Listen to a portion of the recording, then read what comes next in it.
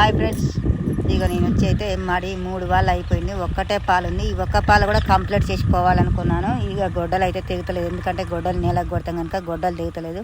జనాలు ఎలా ఊర్రు అంటే స్వార్థంగా ఊర్రు. వీళ్ళైతే పత్తి వేసిర్రు, పత్తి ఆల్రెడీ ఏరి మళ్ళీ బయట పత్తి కట్టె కూడా బయట వేసిర్రు, పొలం కూడా నాటు పెట్టుకుర్రు. పత్తి కట్టె మొత్తం మా దాంట్లో వేసిర్రు. ఇక తలగబెట్ట ఇంకా 4 రోజులకు తలగబెడతా అంటుర్రు. ఎలా ఊరంటే మనం మంచిగా ఉండాలి, అవతలోడు ఏమైపోయినా మనకు అవసరం లేనట్టు జనాలు ఊరండి. ఇలాంటి జనాల మధ్యలో బతుకుతున్నాం మనము. మన పని తీరినప్పుడు కట్టె వేసిర్రు కనుక తలగబెట్టాలి, తలగబెట్టాలి ఇంకా నిమ్మలంగా తలగబెట్టేది అని మాట్లాడుతారు. వాళ్ళ పని వాళ్ళకైతే చాలు, ఇతరుడు ఎక్కడన్నా పోని అన్న జనాల స్వార్థం మధ్యలో బతుకుతున్నామండి.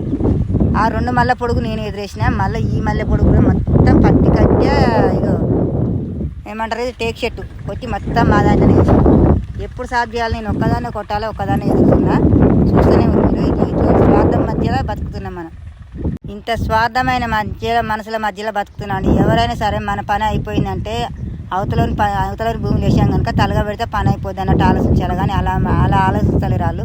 చూద్దాంలే ఇంకా నిమ్మలంగా అని మాట్లాడుతుంది. ఇక వర్షాన్ని పొట్టకు కూడా వచ్చింది, వర్షాన్ని కోసినాక తలగా పెడతాడేమో అని. నేను వచ్చి చిలక సాఫ్ చేసుకునే దాకా కూడా తలగా పెడతా అంటలేదు. ఇలాంటి స్వార్థమైన మనసుల మధ్య బతుకుతున్నాం మనం. కానీ అందరూ మన లెక్కనే ఉండాలని ఆలోచించాలండి. వాళ్ళు పచ్చగా ఉండి వాళ్ళ ఇల్లు ఆగం కావాలని చూడొద్దు. ఎవరైనా సరే చేసుకున్నాం, వేసినాం, అయిపోయింది. ఇప్పుడు వాళ్ళు సాఫ్ చేస్తారు, తలగా పెడతా అన్న ఆలోచన ఉండాలి. ఆ ఆలోచనే లేదు.